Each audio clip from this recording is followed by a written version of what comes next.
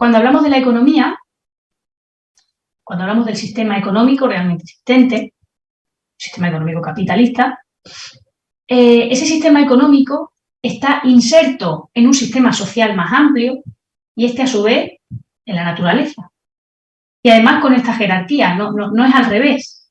O sea, ahora mismo la economía tiene un poder tal en la vida de las personas que pareciera que es al revés, que la sociedad depende de cómo funciona la economía y que la naturaleza simplemente es un almacén desde el que obtenemos recursos de forma ilimitada y un vertedero al que desechamos también residuos de forma ilimitada. Pero es al revés, ¿no? La jerarquía es absolutamente al revés. La economía, después su sistema social y la naturaleza.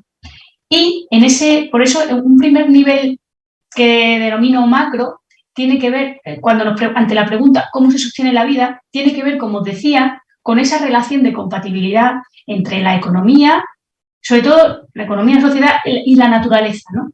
Sí, porque la naturaleza, el sistema natural nos está, aparte de sol, agua, minerales, los propios ecosistemas, ¿no? Nos proporciona a la economía toda una serie de materiales, de energía, pero también de servicios vitales, o sea, proporciona elementos que son fundamentales.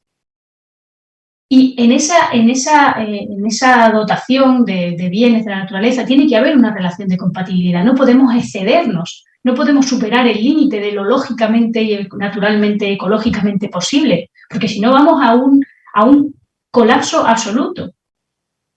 ¿Vale? O sea, independientemente que reciclemos, independientemente de la... O sea, tiene que establecerse una relación de compatibilidad, ¿no? Entonces, para que se sostenga la vida, lo primero que tiene que haber es esa relación de compatibilidad, de armonía, como queramos llamarla. Y ahora luego veremos si eso se está cumpliendo o no, claro. En un segundo nivel, ya dentro de lo que es específicamente el sistema económico, lo que vemos es un nivel medio, un nivel meso, que tiene que ver con qué esferas de actividad son las que proporcionan los recursos necesarios para sostener nuestra vida.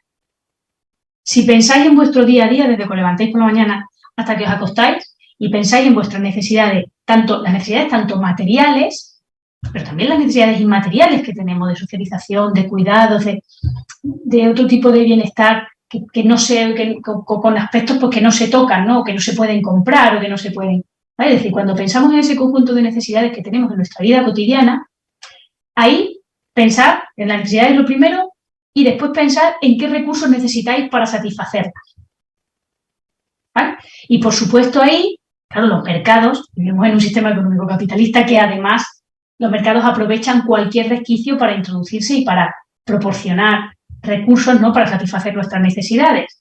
Eso es evidente, los mercados ocupan un papel fundamental.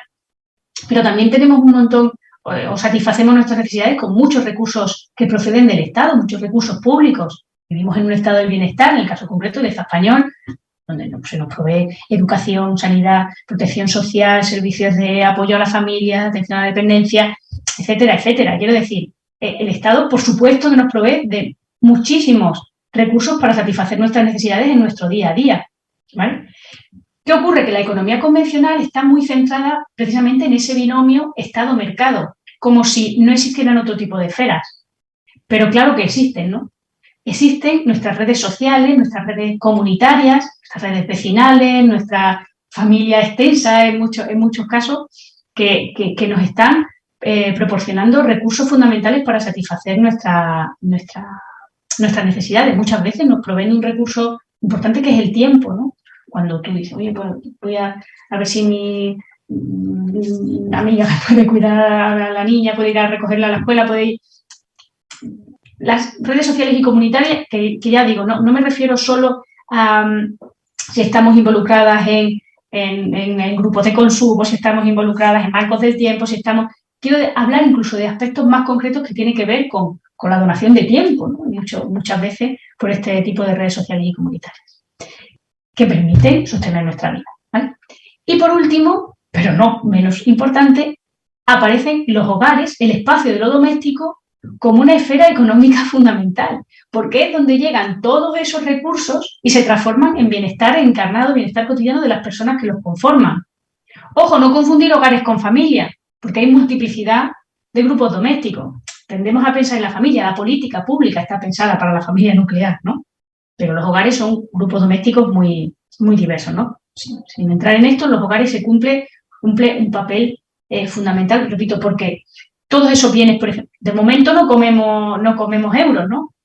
Por ejemplo, un ejemplo como muy sencillo, todos esos productos o ese dinero que transformamos, que compramos en el mercado, luego hay que transformarlo en el hogar, luego en el hogar además se transforma en bienestar extendido porque se llevan a cabo todos estos procesos de cuidados, todos estos procesos de bienestar emocional, de bienestar. Ojo, yo a mí misma me paro en esto que estoy diciendo. Es muy importante entender que los hogares no funcionan solo por el amor o el altruismo, que eso es lo que para la economía convencional, o sea, la economía convencional nunca ha prestado mucha atención, ni mucha ni poca, o sea, ha prestado prácticamente nula atención a qué ocurre en los hogares o qué ocurre en el ámbito de las familias, precisamente porque ha entendido que en los hogares y las familias lo que prima es el altruismo, es decir, no prima el egoísmo, por tanto, carece de interés teórico, porque diría Adam Smith, lo que mueve la economía es el egoísmo, ¿no? De alguna manera.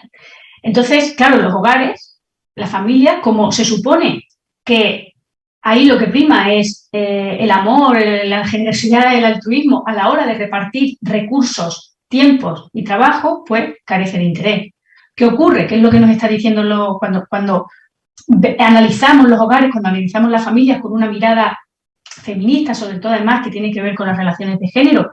Lo que observamos es que en los hogares, a ver, por supuesto que se coopera, pero en los hogares también hay muchísimo conflicto que viene muchas veces atravesado por dos ejes centrales, ¿no? Como es el género y como es la edad, a la hora de tomar decisiones, a la hora de la asignación de los recursos, de los tiempos, de los trabajos, de las responsabilidades, quién asume qué responsabilidad. De ahí, la cuestión de género en cómo se organizan los hogares es fundamental, ¿no? Pero eso serán cuestiones también que veamos ahora un poquito más adelante. En cualquier caso, todas esas esferas ocupan un papel central. Y si veis ahí en el centro del diagrama, aparecen los cuidados.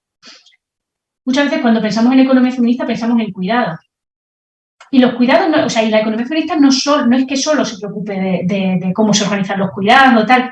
Lo que pasa es que es un punto de vista fundamental porque nos sirven desde el punto de vista estratégico para pensar el conjunto del sistema económico y para pensar si realmente en el sistema económico se cuida la vida. Entonces, ahí los cuidados los pongo en el centro precisamente para resaltarlos como un punto de vista estratégico que ahora abordaremos en más detalle.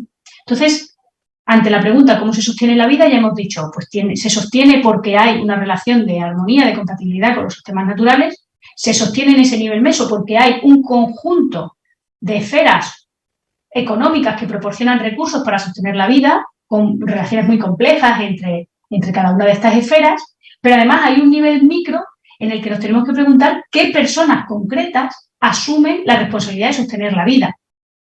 Personas concretas que no son seres abstractos, ¿no? Cuando hablamos de los agentes económicos son seres que tienen un cuerpo concreto, una identidad concreta, que es subjetividades, ¿vale? Y cuando hablamos de los seres humanos, cuando hablamos de esos sujetos concretos, tenemos que entender que para sostener la vida, como digo, hay que asumir una responsabilidad última de quién cuida la vida, y ahí lo que podemos ver es cómo se establece una multiplicidad de relaciones de poder en torno a esa asunción de responsabilidades. Y además tenemos que entender la existencia del vínculo social y del vínculo ecosistémico también, ¿no? O sea, hasta qué punto ese vínculo es fuerte o es un vínculo muy debilitado, como efectivamente ahora veremos qué es, ¿no?